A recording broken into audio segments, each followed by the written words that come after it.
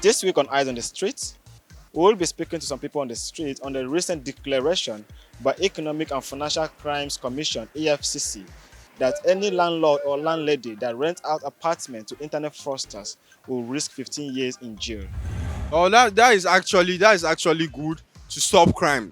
But I don't believe I don't see that one happening. But I pray let him take it. I don't see that one happening because the landlord himself want a tenant in his house. So everybody is here to make money.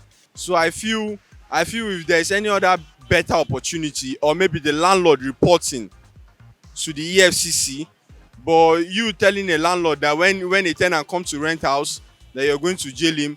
But I feel it's a very welcome development. So I personally think that law is too vague. How do you find out who is a Yahoo girl and boy? It just goes back to harass innocent young Nigerian. Because you can look at me now and profile me and think, oh, she's a Yahoo babe, and then automatically you drive me out of your house or believe I should not rent a place. So there should be specifications for what you can do to specify that, okay, this is how you tag someone a Yahoo babe. It could be that, oh, show a paycheck or your employees information, just show something. But you cannot just generally keep it vague and say whoever is a Yahoo girl, landlords will punish for them. So that's what I. Well, what I would like to say is, no, how will you know if somebody is a Yahoo boy or not? If you are a landlord, there are so many people they discard. You don't know what they are doing. They might even be going to work, and Yahoo have to do with phone. So how will you know what somebody is doing on his or her phone?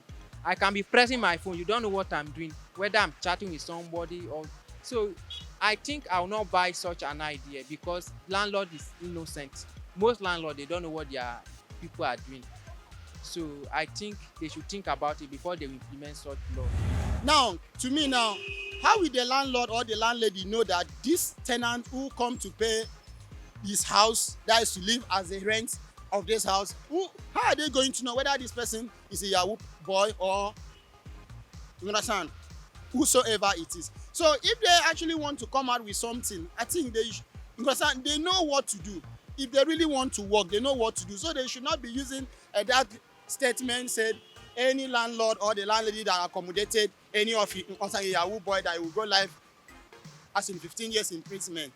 Honestly, to me, I think it doesn't make any sense. It's not really the best of option to get them arrested when Yahoo boys have been arrested in their apartment, in their buildings or in their properties, because innocent people might go in for it as well, not knowing that this person is into this.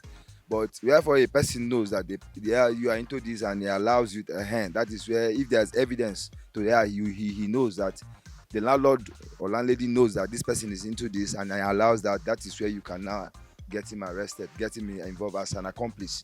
Not just that somebody is arrested for Yahoo. After all, a brother might not even know that the brother is into Yahoo. Yahoo is something somebody can do very, very secret, even with your phone. You understand? And nobody knows.